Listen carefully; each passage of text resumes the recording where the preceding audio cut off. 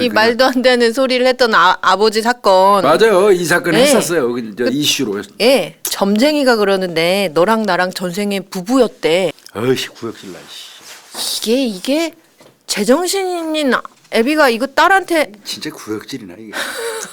그러니까 딸한테 어떤 성병 종류가 걸렸는지 모르니까 나하고 성관계에서 아빠한테 옮겨주면 아빠가 이걸 가지고 와서 치료약을 구해와서 너 치료해준다 이런 그냥 확 이런 놈한테 물리적 거세가 네, 필요해요. 필요해요 정말.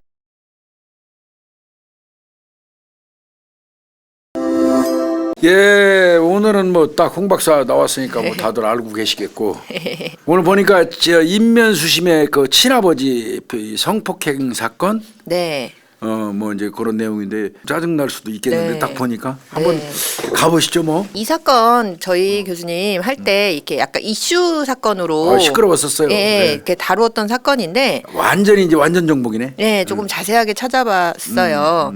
아마 요 워딩 딱 들으시면 딱 다들 아실 거예요. 성병 치료해 주려고 하는데 나한테 옮겨. 그럼 내가 약을 얻어다가 줄게. 그러니까 딸한테 예. 어떤 성병 종류가 걸렸는지 모르니까 나하고 성관계에서 아빠한테 옮겨주면 아빠가 이걸 가지고 와서 치료약을 구해와서 너 치료해준다 이런 그냥 확 이 말도 진짜 이걸 이 그냥. 말도 안 되는 소리를 했던 아버지 사건. 맞아요. 이 사건 예. 했었어요. 저 이슈로. 예, 점쟁이가 그러는데 너랑 나랑 전생에 부부였대. 참나 이런 게 앱이라고 나 정말. 예. 이런 말을 하면서 친딸을요. 제 의붓딸도 아니에요, 교수님. 친딸을요. 그러니까요. 수회 이제 성폭행한 이 친부 사건인데요. 이게 딸이 사실은 미성년자 시절부터 성인이 될 때까지 계속 쭉 연이어진 사건이라고 해요. 이게 사람 새끼도 아니란 거. 진짜 정말 사람도 아니에요. 이 기소된 그 내용 제명만 해도요. 어마어마해요. 7개예요. 정말. 야 봅시다. 도대체 이 새끼 무슨 죄를 졌어? 예, 우리 이제 성폭력 특례법이라고 하죠. 네, 성폭력 범죄의 처벌 등에 관한 특례법에서 준유사 강간, 유사 강간, 예, 또 여기에 성폭력 특례법 위반 해갖고 친족관계에 그렇죠, 의한 친족관계 강간, 맞죠, 예. 또 친족관계에 의한 강제추행, 또 성폭력 특례법 위반으로 특수강간, 야, 좀 카메라 등 이용 촬영. 딸내미 또 그 강간도 모자라서 이제 또 찍기까지 했구만. 네. 이게 사람이에요. 이런 게 재판이 필요한지 모르겠어요. 이게. 그러니까요. 거기에 더불어서요, 교수님. 이 아버지라는 인간이 어떤 사람이냐면요. 전과가 있어요. 어떤 전과? 그 성범죄 전과지 이 새끼. 예. 그런 거 같아 이 새끼. 성범죄 전과도 이런 놈한테 저 거세 그 물리적 거세가 필요해요. 필요해요, 정말. 지금 보면은 99년도에 강간치상죄로요. 딴 사람한테. 네, 강간치상죄로 징역 2년에 집행유예 4년. 그러니까 이게 강간치상 같은 게 어떻게 집행유예가 나오냐고 이런 건 살려야 되거든. 맞아요. 이것뿐만 있는 게 아니고요, 교수님. 2012년도에는요. 예. 내연녀를 때려서 사망케 했어요. 폭행치사. 예. 근데 이것도 얼마 받지 않았어요. 3년밖에 안 받았어요. 이 새끼가 법무소인 걸 모를 수밖에 없어. 네, 그러니까 이것만 봐도 굉장히 사실은 어떻게 인생을 살아온 사람이라는 게 좀 비춰지잖아요. 죄질이 아주 나쁜 놈이지. 예. 지금 범죄 사실이 굉장히 많다고 말씀드렸는데 일단 메인이 이제 그 재판 받을 때 메인이 됐던 건 이 이제 사건화 됐던 시기쯤이요. 이 사건이 사실은 얼마 안 된 사건이에요. 맞아, 얼마 안 됐어요. 얼마 예, 전 예. 사건이에요. 예. 요 시기가 딸이 성인이 될랑말랑한 그런 시기였거든요. 그러니까 2018년도에 딸이 19살이었다고 해요. 그때부터 이제 2018년 11월부터요. 2019년 2월까지 요 사이 짧잖아요, 교수님. 11월부터 2월이라 그러면. 한 3개월. 예, 근데 6건이나 사건이 있었어요. 딸을 상대로 한 거죠, 그거는. 예, 예. 그래서 친족강간, 예, 친족 예. 강제추행, 네. 유사강간, 맞아요. 특수강간, 예. 카메라 등 이용 촬영죄가 여기서 다 나온 거구만. 예, 여기서 다 나온 야, 거고. 추접한 짓은 다 했네. 강간 거기다가 또 추행도 추행, 했었고 예. 또 이상한 짓 시켜갖고 유사강간도 하고 예, 예. 또 벗겨놓고 찍고 예. 이게 사람 아니야 이거. 그 이제 여기에 플러스 이제 아마 이제 최초의 범행이 시작됐을 때는 그러면 처음에 미성년자일 거 아니야? 미성년자 때예요. 그게 이제 2011년경이라고 해요. 그때 피해자가 몇 살이야? 12살이요. 아 이런 12살. 이걸 정말 뭐라고 예. 그래야 돼 이걸. 그리고 또 이제 이게 아무래도 이제 그 피해가 수에 반복되다 보니까 이제 시기 특정하는 게 조금 이제 어려움이 있어서 특정된 것만 이래요. 특정된 게 2011년 12살 때 있었고 또 딸이 고등학생 시절이었던 2017년에서 18년 사이에도 또 이제 아이가 이제 기억난다라고 하면서 이제 그 진술했던 피해가 별도로 또 있는 거예요. 요거 이제 준유사강간 사건이거든요. 근데 이 중에서 이제 아까 왜 딸이 성인 될랑 말랑 사건화 될 때, 2018년도. 네네, 그때 있었던 6개 사건만 유죄가 났어요. 무죄가 난 것도 있긴 있었어요. 그 이제 애초에 그 12살 때라는 2011년도 사건이랑 2017에서 18년 사이에 있었던 사건은 무죄가 선고가 됐어요. 입증을 못해서 그렇겠지. 예, 맞아요. 그 왜 이제 그렇게 됐는지 우리 차분하게 좀 살펴볼 거고요. 1심에서요. 2019년 10월에 선고됐어요. 1심에서 징역 13년이요. 그리고 취업 제한 5년, 그다음에 부착 명령은 심지어 교수는 기각했어요. 전자발찌는? 예, 예. 1심에서요. 훌륭하다 1심. 그리고 이제 2심이 2020년 5월에 선고가 됐는데 네. 다 똑같고 부착 명령만 20년이 추가가 거기서 됐고요. 이제 전자발찌를 채웠네. 예. 그리고 이제 3심이 2020년 8월에 선고가 됐는데 확정된 거지. 그냥 확정이죠. 결국은 얘는 징역 13년이네요. 13년이에요. 13년이고 이런 어마어마한 사건 저질렀는데 13년이라니까 좀 답답해요 벌써. 진짜 짜증난다 정말. 그러면은 이제 그 여러 가지 사건들 중에서 처벌 안 받은 사건도 있다 했잖아요. 무죄 무죄난 거. 났던 사건. 봅시다. 무죄난 거. 왜 무죄가 났는지. 예, 볼까요? 요게 이제 첫 번째 무죄 났던 게 2011년. 그러니까 12살 때네 얘. 예, 요 사건이 최초 피해라고 아이가 이제 진술을 했던 내용이에요. 이게 준유사 성행위 관련돼 공소 사실은 이래요. 2011년 1월부터 2011년 4월 27일 사이에 한 3, 4개월 되네. 예, 그 사이에 일자를 특정하지 못했어요. 그래서 이게 무죄 떨어진 거예요. 예, 맞아요. 주거지에서 작은 방에서 이제 아이가 잠들어 있었는데 강제로 추행하기로 마음 먹고서 다가가서 가슴을 만지고 그다음에 음부도 만지고 그다음에 손가락을 삽입했다. 12살짜리 지 딸한테. 예, 예. 그래서 이제 말씀드렸다시피 시기가 특정이 안 됐어요. 맞아요. 근데 요거 1, 2심에서 다 무죄를 줬잖아요. 그러니까요. 이제 무죄 근거는 뭐냐면 진술이 신뢰하기가 조금 어렵다. 명확하지가 않으니까. 그래서 다른 증거는 없고 지금 진술밖에 없는데 그 진술이 신뢰하기 어려운 부분이 있기 때문에 이 범인이 범죄를 저질렀다고 이제 합리적으로 의심할 만큼 충분히 그거를 증명을 못했다. 그래, 뭐 그럴 수 있어요 이거. 이런 취지예요. 그럼 왜 도대체 진술이 어땠길래 신빙성이 떨어졌느냐. 일단 여러 가지 이유가 있는데 첫 번째 이유는요. 시기에 대한 진술이 번복돼서 신뢰하기가 어렵다. 아이가 이렇게 진술했어요. 첫 번째 진술에서는 최초 진술이죠. 그러니까 아까 교도소 갔다 왔다 했잖아요. 그러니까 이 새끼 그거 살고 나왔잖아. 내연녀 예. 때려서 죽여가지고 3년. 예, 2012년이었잖아요. 그러니까 비슷한 시기잖아요. 2012년. 예.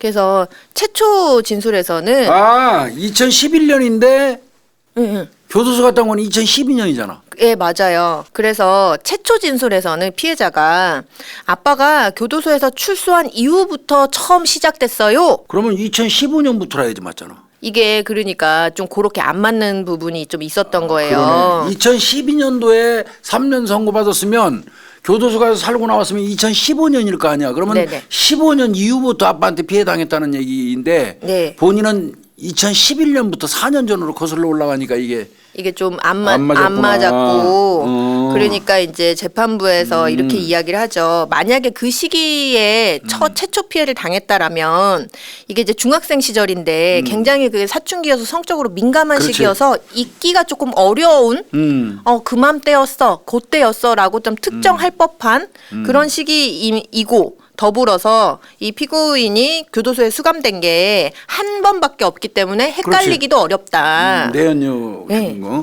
근데 이제 처음에 그렇게 진술을 했다가 진술이 번복됐거든요. 피해자가. 예, 예. 교도소 수감되기 이전부터 원래부터 있었다 이렇게. 그러니까 처음부터 그 얘기를 했었으면 인정받았을 텐데. 네, 그렇게 이제 그게 혼동이 번복을 했구나, 있어가지고 이제 시기에 대한 진술이 믿기 어렵다라는 게 첫 번째 근거. 두 번째 근거는 진술이 번복됐어요. 진술이 번복됐는데 그 진술 내용이 좀 신뢰하기가 어렵다라는 건데 이제 이 피고인 같은 경우는 2010년 11월부터 이 내연녀랑 동거를 했대요. 이 아버지라는 인간이.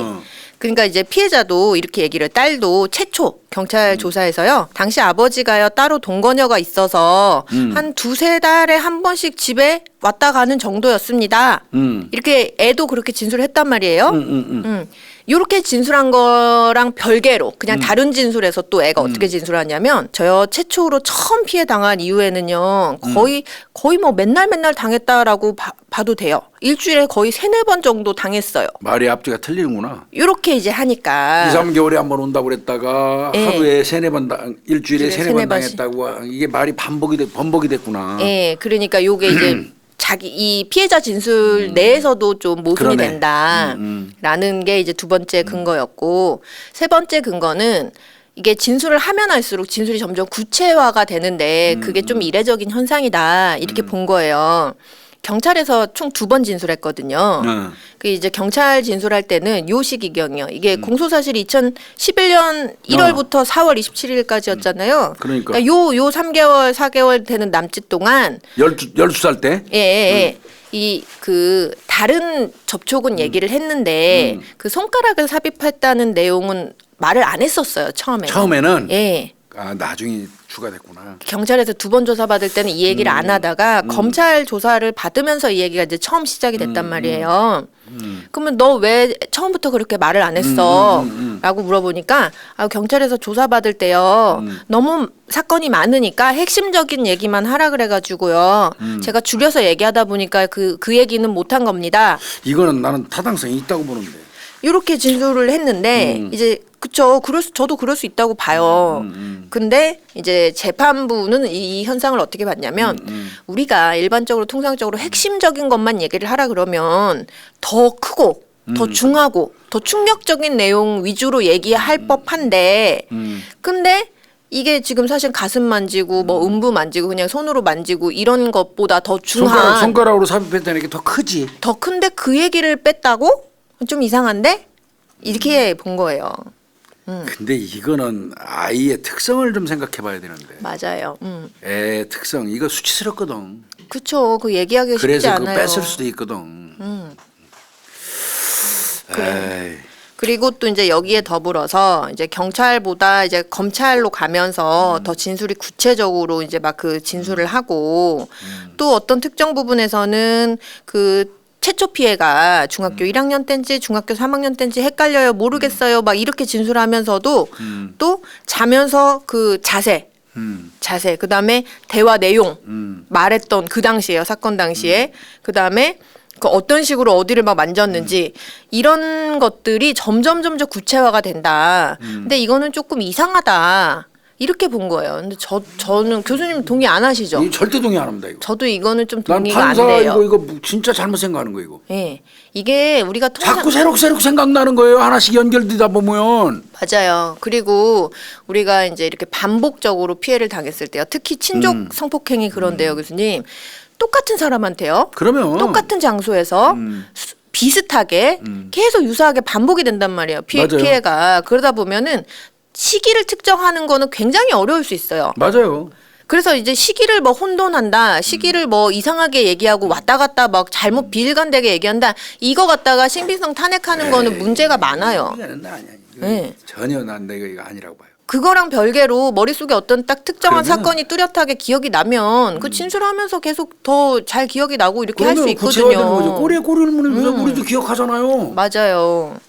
이거는 그래서. 이거를 저 진술의 어떤 번복이라든지 저 신빙성이 떨어진다 하는 거는 내가 볼 때는 좀 아닌 것 같습니다. 이거. 그래서요. 그리고 이제 여기에 더 더불어서요. 어쨌든 검사가 이 범죄 시기를 이렇게 특정을 해버렸잖아요. 그렇죠. 예. 근데 이제 이 착각했을 가능성도 너무 많다. 그런데 이제 이 검사가 2011년 1월부터 4월까지로 특정을 한 이상 이거 갖다가 유무죄를 따지기가 진술로 뒷받침이 안 된다라는 거죠. 이제 판사 입장은 그 얘기죠.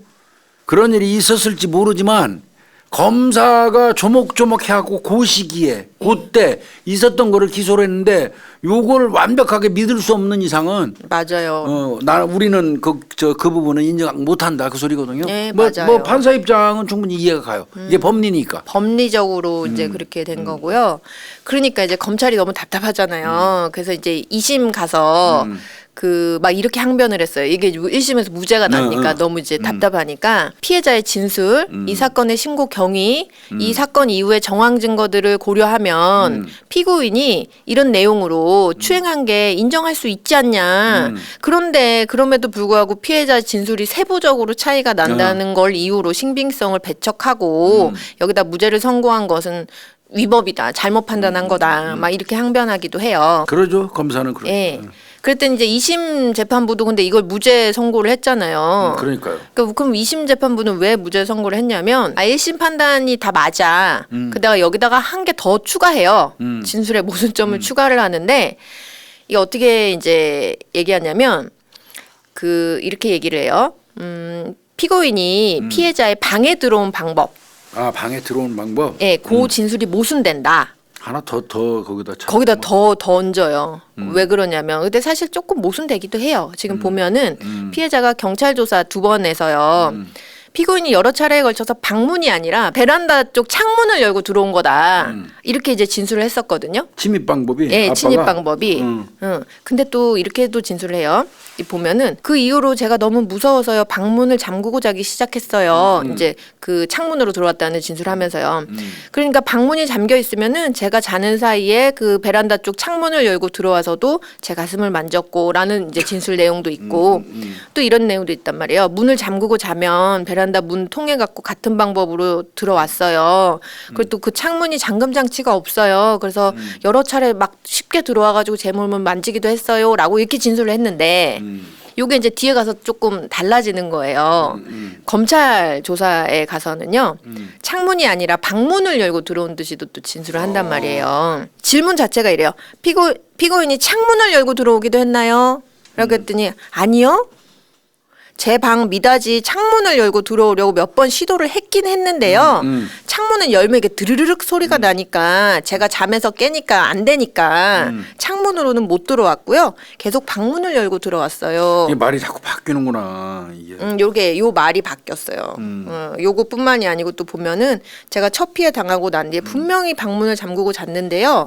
어느샌가 아빠가 방문 열고 들어와가지고 저한테 그렇게 했어요. 이제 뭐 이런 식으로 이제 진술이 좀 바뀌어요.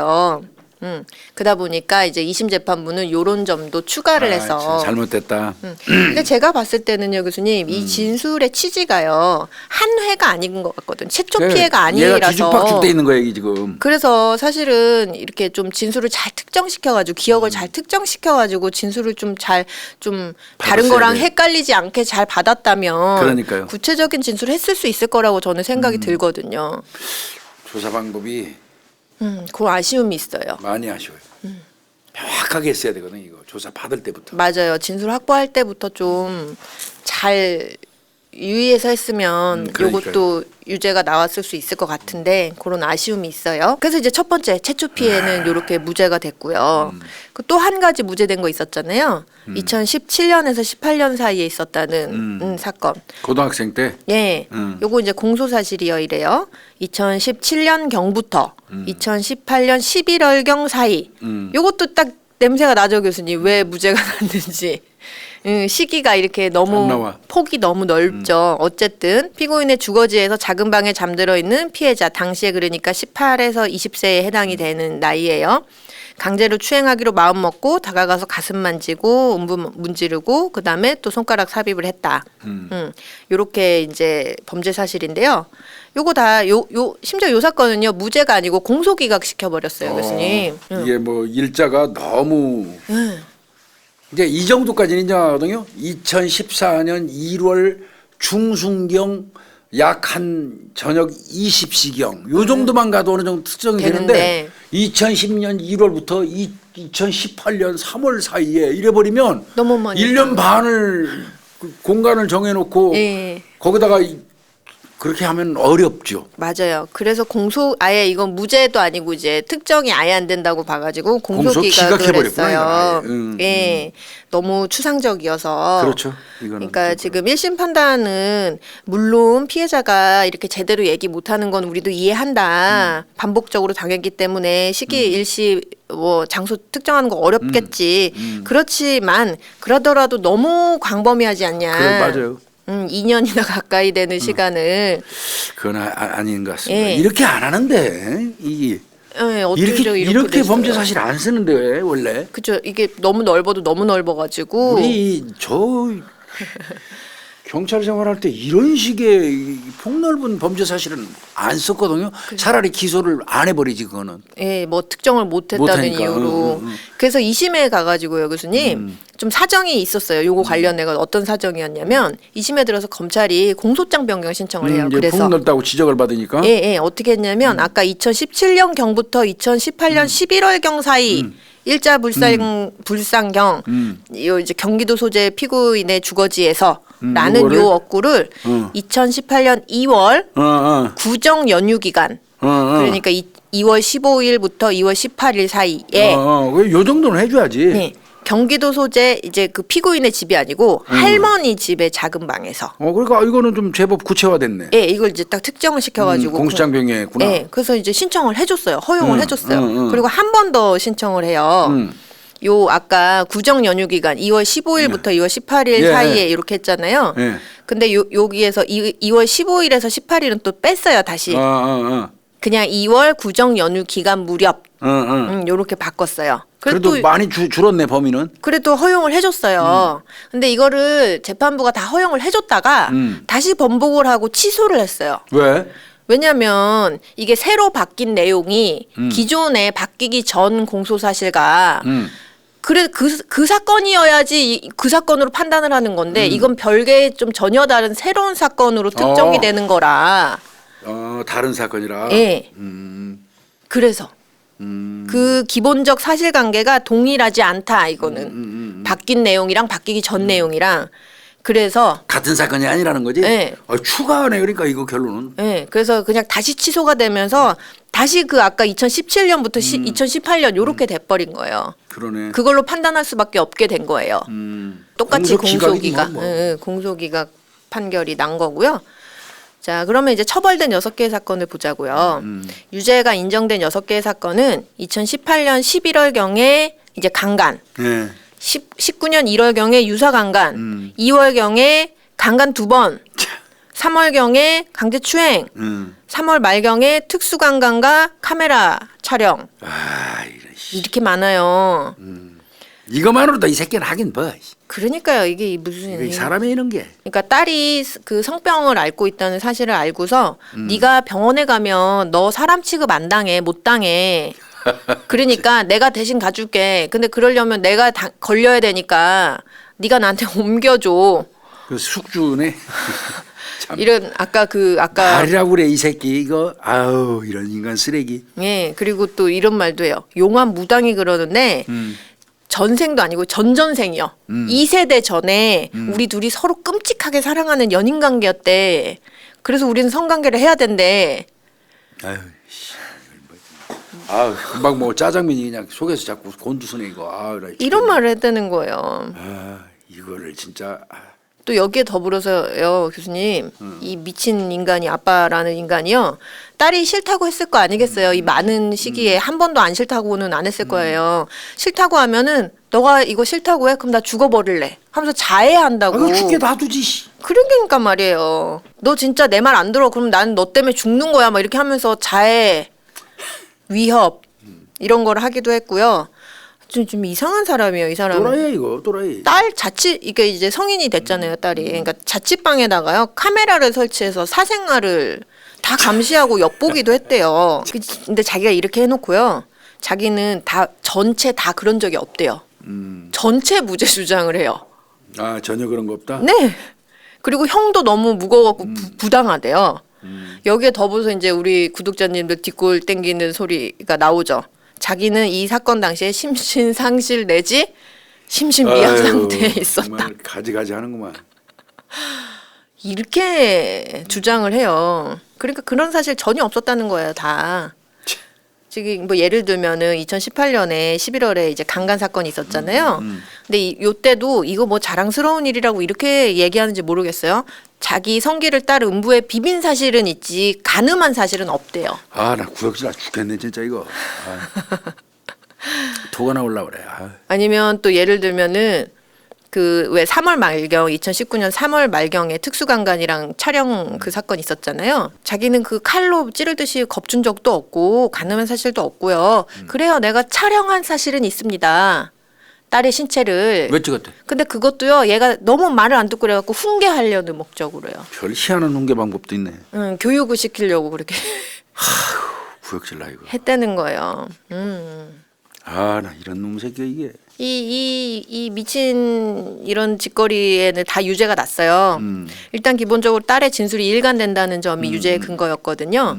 여기에 더불어서 딸 진술만 있었던 게 아니고요. 이 근래 사건 같은 경우는 이 피고인이 딸한테 어떤 성적인 그 행동을 막 노골적으로 요구하는 그런 말들이 담긴 녹음 파일 같은 게 있었어요. 깜짝 놀라겠네 뭐 그거. 예.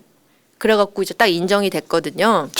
2심 들어서는 막 새로운 증거라고 증거랍시고 뭘 막 내요. 뭐야 그게? 뭐 예를 들어서 볼게요. 이게 이제 2019년 1월에 있었던 사건이 유사강간 사건이거든요. 딸한테 그 뭐 자기 성기 빨게 한 거. 예, 막 사건. 이제 그 유사강간 사건이었는데 요때 딸이랑 자기랑 다른 지역에 있었다. 사건 났을 때 이러면서 막 증거랍시고 뭘 막 내요. 예, 뭘 내냐면요. 한 3개 정도 내요. 3개 내는데 그 사건 당일 저녁 7시경에 A 지역 마트에서 생필품 샀다가 저녁 8시 1시간 지나갖고 환불한 내역. 이게 이제 피고인 체크카드거든요. 그러니까 이를테면 요게 딸이 쓴 거다라는 거예요. 왜냐하면 이 A 지역이 어디냐면 그 딸의 자취방이 있는 지역이에요. 근데 또 다른 걸로 뭘 냈냐면 그 똑같은 날 밤 저녁 10시 반경에요. B 지역 고속도로 YC를 통과한 내역을 내요. 그러니까 본인은 그날 밤에 갔다는 거예요. B 지역은 이제 이 앱이 본가란 말이에요. 그걸 내요. 그리고 딸이 다음날 보낸 카카오톡 메시지 내역을 이렇게 보내거든요. 자기 요 3개를 내면서 자기는 그 다른 지역에 있었다 그날 막 이렇게 주장을 하는 거예요. 그러면서 이제 딸은 자기 자취방에서 남자친구랑 있었다. 나는 그날 밤 10시 반쯤에 내 집이 있는 다른 지역으로 왔다. 본가가 있는 지역으로 왔다. 이렇게 주장을 하는 거죠. 근데 피해자 같은 경우는 뭐라고 얘기하냐면요. 당일에 그 이제 A 지역이요. 자취방 있는 지역에서 있다가 B 지역으로 아빠 본가가 있는 B 지역으로 왔대요. 이동해가지고 친구들이랑 술을 마시다가 이 피고인이 아까 그 약이요. 성병약. 약 줄 테니까 빨리 나와. 이렇게 해서 불러냈대요. 갖고 불려갔대. 그래갖고 그 포터 차에서 탔다가 피해를 당했다. 그냥 이렇게 차 안에서 일관되게 쭉 이렇게 진술을 해요. 친구들이랑 그 아빠 집 근처에서 술 마시고 있는데 아빠가 약 준다고 해가지고 만나게 됐다 이렇게 일관되게 진술한단 말이에요. 친구들 진술은? 친구들도 그 B 지역에 갔다고 얘기를 해요. 그러면 뭐 똑 떨어지네 뭐. 예. 그러니까 이 이제 재판부도 아니다. 이거 객관적인 정황이랑 뭐가 달라지냐. 이렇게 이제 얘기를 한 거고. 그다음에 그 다음 날 딸이 보낸 카톡 메시지 있었다고 했잖아요. 그게 뭐냐면 이제 피해 사건 나고 바로 다음 날 아침 11시쯤에요. 이 딸이 아빠한테 카톡 메시지를 보내요. 이렇게 보내. 아빠 저 어제 4시간 자고요. 친구는 5시간 자고요. 와서 밥 먹고 술 마시고 그냥 껴안고 바로 잤어요. 라는 내용의 메시지를 보낸 거거든요. 그러니까 이제 피고인이 주장하는 건 뭐냐면 여기서 와서 친구는 5시간 자고 와서 그러니까 나는 4시간, 친구는 5시간 자고 와서 밥 먹고 술 마시고 그냥 껴안고 바로 잤어요.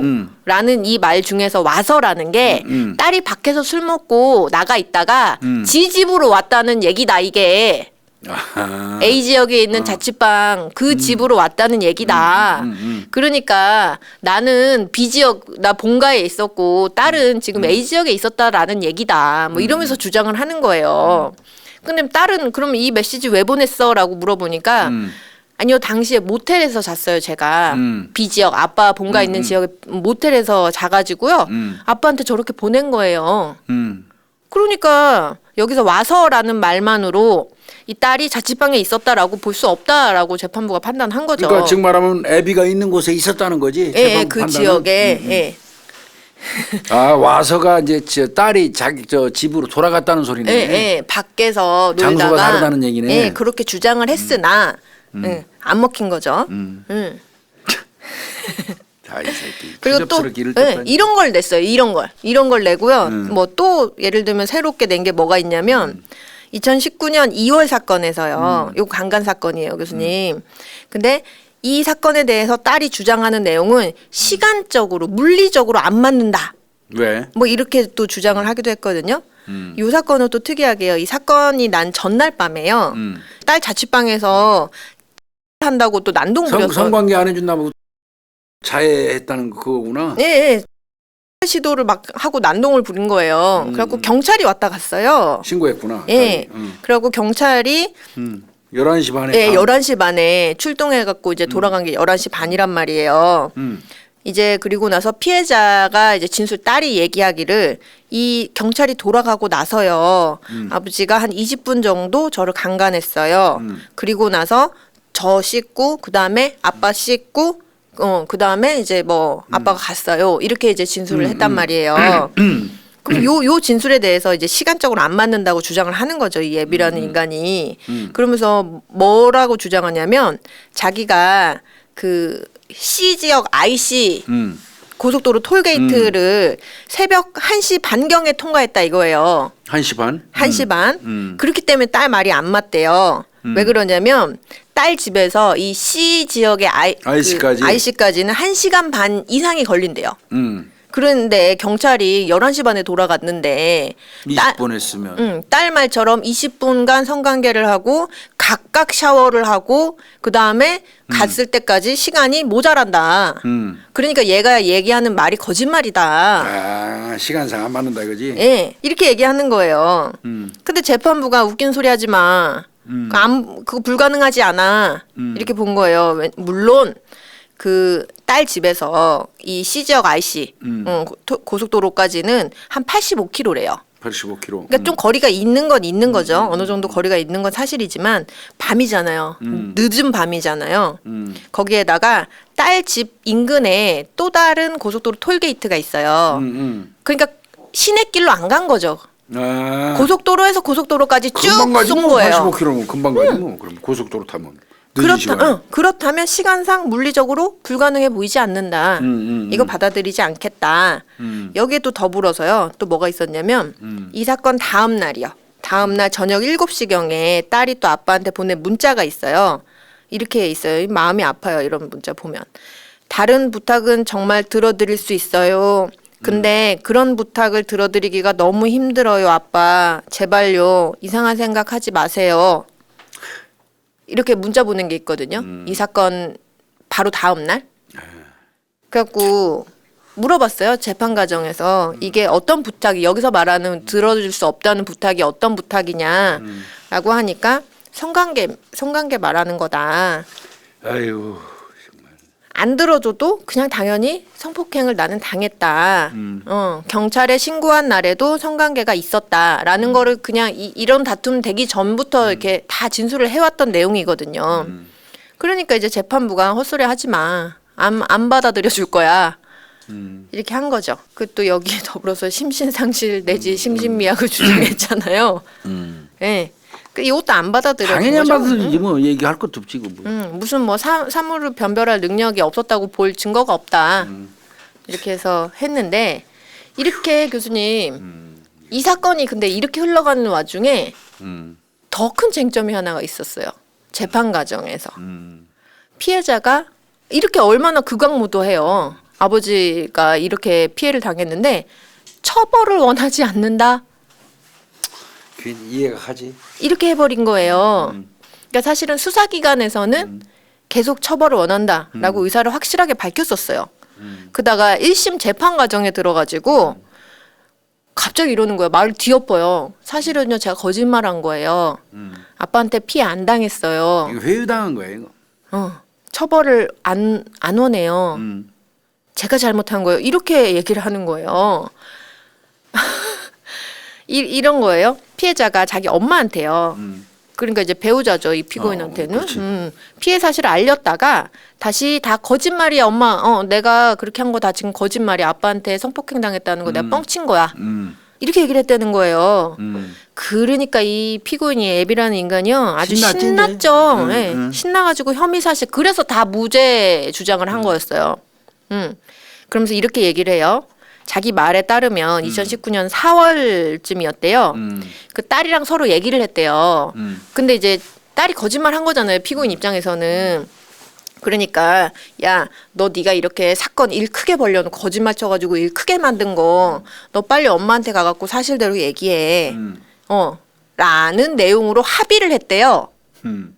그래서 그 합의에 따라서 딸이 엄마한테 가가지고 엄마 나 사실은 거짓말이야 라고 사실대로 얘기했다는 거예요. 이렇게 주장을 해요. 근데 원래 보통은 이제 피해자가 이렇게 아니다 나 피해 안 당했다 이렇게 하면 재판부가 뭐 이렇게 선처하거나 반영될 여지가 있는 거잖아요. 근데 인정 안 해줬지? 재판부가 안 믿었어요. 안 믿어주지 이거.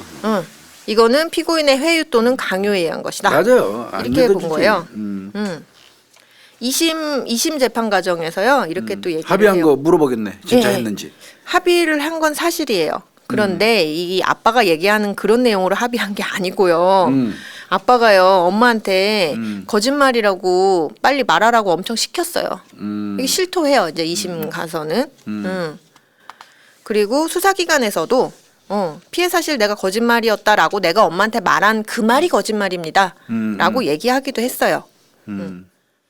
아마 짐작컨대 이렇게 한 것 같아. 내가 너한테 잘못한 건 잘못한 거고 엄마가 너무 상처받잖아. 뭐 그런 식의. 그러니까 네. 네가 가서 엄마한테는 거짓말했다고 얘기해줘. 맞아요. 그래 예. 이제 엄마가 배신감 들렸겨. 맞아요. 이렇게 한 걸로 보여요. 지가 한 짓거리를 덮으려고. 그런 거예요. 예. 나쁜 놈새. 그래서 진짜 이 두 사람 대화 녹취가 있는데요, 교수님.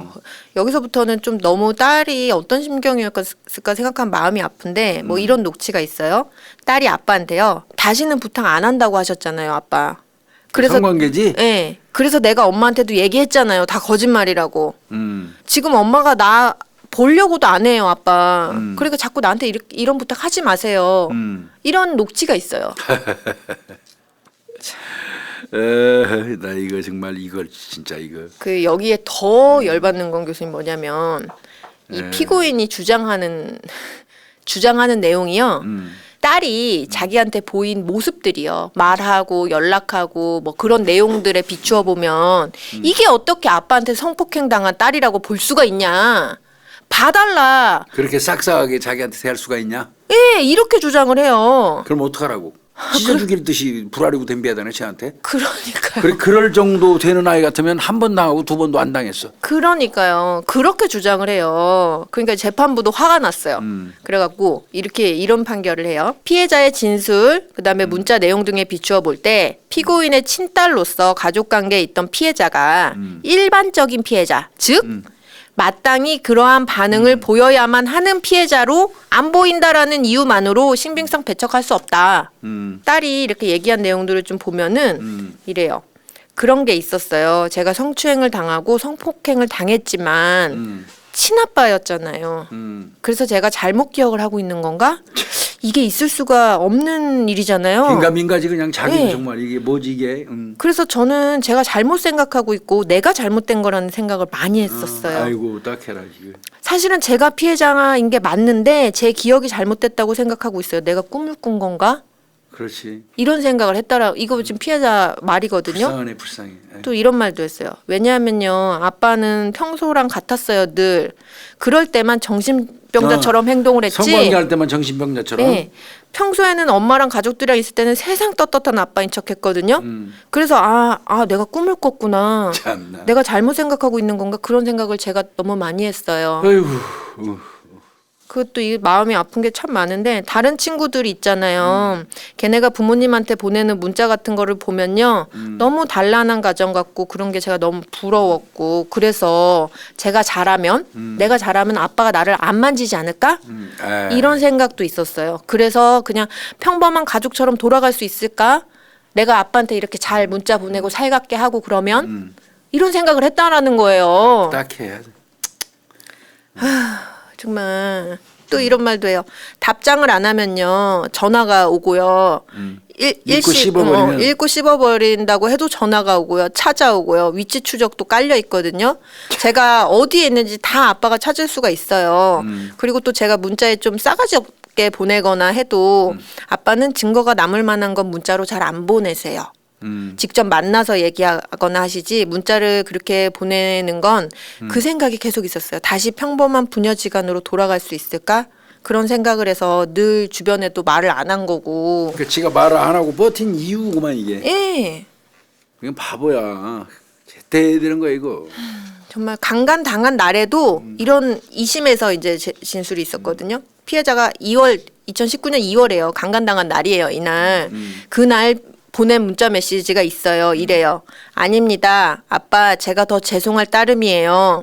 운전 조심히 가세요. 그렇지만 정말 아빠가 싫고 벌레같이 생각한 적 없습니다. 앞으로도 그럴 거고요. 그런 부분은 아예 생각도 걱정도 하지 마세요. 어디로 조심히 올라가세요. 이렇게 보냈어요. 강간 딸이. 당하고 가는 아빠한테. 참나. 그래서 너 이거 왜 이렇게 보냈니? 물어봤더니 잘 가라고 말을 안 하면 안 가요. 안 가요. 그 주변에서 막 머물다가 다시 나한테 찾아올 것 같아서요. 그럴까봐. 그래서 안녕히 가시라고 했구만. 예. 아이고. 참 이게. 정말 이거 무섭다 무서워. 이 딸의 심정이 어땠겠냐고요. 나쁜 놈의 새끼야. 그리고 이 딸은요 공판 과정에서 굉장히 자기한테 조금 불리할 수 있는 그런 내용도 다 솔직하게 얘기를 해요. 예를 들면 이 딸이 아까 이제 그 성병을 앓고 있었다라고 했잖아요. 이제 그게 뭐 사실이긴 했거든요. 그 사생활에 있어서 이 아빠가 주장하는 거는 딸의 사생활이 막 문란하여 내가 뭐 이렇게 뭐 사진도 그래서 찍어갖고 홍계하고 뭐 했다면서요. 그렇게 주장을 하는데 아니에요. 무슨 말씀하세요? 제가 무슨 사생활이 문란해요? 이렇게 주장할 수도 있잖아요. 사건이랑 별건이니까. 근데도 다 솔직하게 얘기를 해요. 그러니까 뭐 예를 들면 딸 너가 맨날 새벽까지 술 많이 먹고 또 이렇게 남자들 만나고 다니는 거에 대해서 너 아빠가 걱정하고 제발 집에 좀 일찍 들어가라 이렇게 걱정했던 거 맞지? 이렇게 하니까 딸이 네 맞아요. 이렇게 진술해요 솔직하게. 너 술 취해갖고 막 길거리에서 자기도 하고 집에 못 들어오고 한 적도 있지? 네 맞아요. 그러니까 얘는 솔직한 얘는 거예요. 솔직히 얘기하는구만. 예. 그리고 이제 여기서 이 기가 막히는 내용도 좀 나오는데요. 그리고 얘는 솔직하게 얘기한다는 게 어디서도 드러나냐면 피고인이 주장하는 것과 부합하는 내용에서도 솔직하게 얘기를 해요. 예를 들면 피고인이 딸한테 보낸 문자 메시지 내용이에요. 이것 때문에 제가 이거를 읽어드리는 건데 문자 메시지에 이렇게 보냈어요, 교수님. 어느 용암 무당이 그러는데 애비가 지금 보낸 거지 딸한테. 예. 2세대 전생에 끔찍히 사랑했던 연인이었단다. 죽어서도 함께 하자고 맹세하자던 사랑이어서 목숨 바쳐 사랑했던 연인이어서 막 점점점 못다한 그리움 때문에 점점점 평생 말 안 하고 혼자만 알고 있으려고 했는데 어쩌다 아까 말이 나온 김에 용기 내서 말하는 거다. 어이씨 구역질 나. 이게 제정신인 애비가 이거 딸한테 진짜 구역질이나 이게. 참 이런 문자를 보냈다라고 해요. 그러면서요. 막 이래요. 아빠도 10년 동안 혼자 어떻게든 잘 살아보려고 정신과도 다녀보고 용하다는 점쟁이도 만나봤다. 하지만 점쟁이 10명이면 10명이 다 내가 너랑 성관계를 해야 살 수 있다고 얘기를 하더라. 그래야 너도 오래 살 수 있대.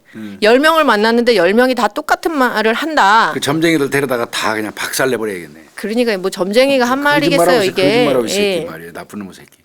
그러니까 요거에 대해서도 딸이요 얘기해요. 맞아요. 아빠가 이런 점쟁이 얘기 많이 했었어요. 문자도 저렇게 보냈었고요. 와. 그러니까 오히려 그래서 2심 재판부는 너 이런 거 보면은 너 이 예전이거든. 이게 2017년이에요. 아까 용한 점쟁이 어쩌고저쩌고 막 그 이야기한 게 2017년 5월 13일 문자거든요. 그러니까 이게 이제 2018년부터 19년 사이 일이 유죄로 된 거잖아요. 근데 재판부가 보기에 요놈 너 이거 2017년부터 이때 이미 성관계 너가 종용한 거야. 이런 문자 보낸 거 보면 맞아요. 이렇게 본 거예요. 대법원에서도 이제 정리가 됐나 이거? 예, 대법원에서도 그래서 이제 확정 났고요. 그럼 징역 13년으로 정해진 거네요? 예, 전자발찌 이제 20년. 20년은 기각했었잖아요. 그러니까 기각했다가 2심에서는 들어갔잖아. 2심에서는 들어갔어요. 그래서 1심에서 대법에서? 기각한 이유가요. 우리 그 외 성범죄자 위험성 평가 척도 K소라스 그게 15점 나왔대요. 이게 이제 높은 수준이긴 한데 아주 높은 수준은 아니다. 그리고 우리 PCLR 했더니 15점이다. 이거 재범 위험성 중간 정도다. 그래서 안 부착. 그래서 안 부착시켰다라는 거예요. 1심에서. 네. 그런데 이제 2심에서는 무슨 소리냐. 15점도 높음 수준에 해당이 된다. 범죄 그렇지. 자체가. 그리고 얘는 지금 과거에도 강간치상죄 저질렀던 그렇지. 놈이지 않냐. 상습범이잖아. 네. 그리고 지금 딸한테 지금 그럼. 이렇게 말도 안 되는 짓거리를 한 게 말도 안 되고 그리고 이 재판받는 와중에도 그 피해자한테 편지 보냈어요. 뭐라고? 너가 좀 아니라고 자꾸 해달라고? 얘기해달라고. 근데 그것도 다 반성도 전혀 안 하고 있다. 이에 대해서 이제 그 딸 같은 경우는 아빠가 출소하면 무조건 나 찾아올 것 같다. 아, 큰일 났네. 출소하면 저는 한국에서 못 살 것 같아요.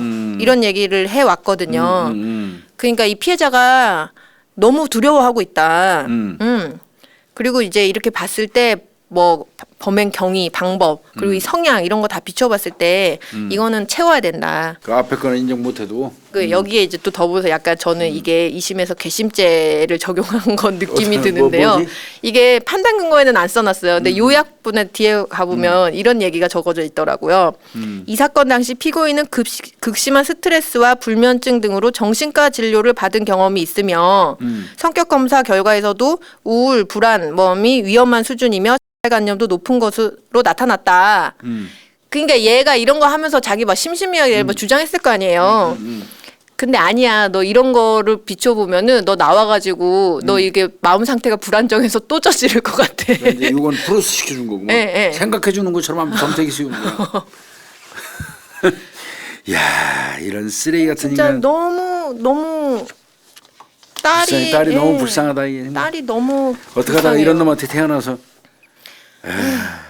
이거 우리가 이슈로 하고 뉴스로 해서 계속 다루던 건데 내용 보니까 지금 저 홍 박사가 찾아가지고 왔는데 너무 그 방법이 그 성폭행 유사강간하는 방법이 치졸하고 구역질나는 게 많아갖고 지금 생략한 게 많아요. 우리 구독자님들한테 이걸 읽어드릴 수가 없어. 무슨 짓을 맞아요. 했는지를. 네. 정말 구역질나는 게 너무 많아서 이런 건 앱이라고 진짜 불쌍합니다. 이게 피해자. 너무 안타까워요. 근데 13년 뒤에 이 새끼 분명히 진짜 기 나와가지고 네. 딸이 어떻게 살아야 할까 이런 놈하고는 이제 딸은 그 정도 되면 이제 좀 나이가 어느 정도 들으니까 자기 컨트롤이 좀 가능하겠죠. 맞아요. 그냥 그러고 2년. 이제 요거 위헌범이니까 나오면 아마 경찰에서도 특별 관리할 겁니다. 이거. 예, 20년 또 부착 명령 떨어졌으니까. 떨어졌고 그러니까 특별 관리가 돼서 뭐 특별한 일이 없기를 바라야죠. 없을 겁니다. 없겠죠. 예. 아유 진짜 딸 진짜 불쌍하네요. 딸이 어떤 심정으로 아빠한테 그렇게 문자 보내고 한 거 생각하면 마음이 너무 아파요. 예, 이게 사람도 아니고 이거. 아이고 오늘은 임면수심의 친부에 네. 의한 성폭행 사건. 네. 근데 이제 피해자가 처벌을 원치 않는다 했는데 이제 그거는 이제 회유, 강요에 의한 거기 때문에 재판부에서 인정 안 해줬고. 네, 맞아요. 예. 결국 징역 13년, 전자발찌 부착 20년으로 종결된 네. 그런 사건인데 하여튼 그동안 뭐 우리가 이슈를 많이 했는데 완벽하게 정리가 된 거예요. 이걸로. 이 사건은 더 이상 번복될 수 없어요. 대법원 맞아요. 판결까지 났으니까. 끝나서. 예. 예, 오늘 잘 들었습니다. 고생했습니다. 예. 감사합니다.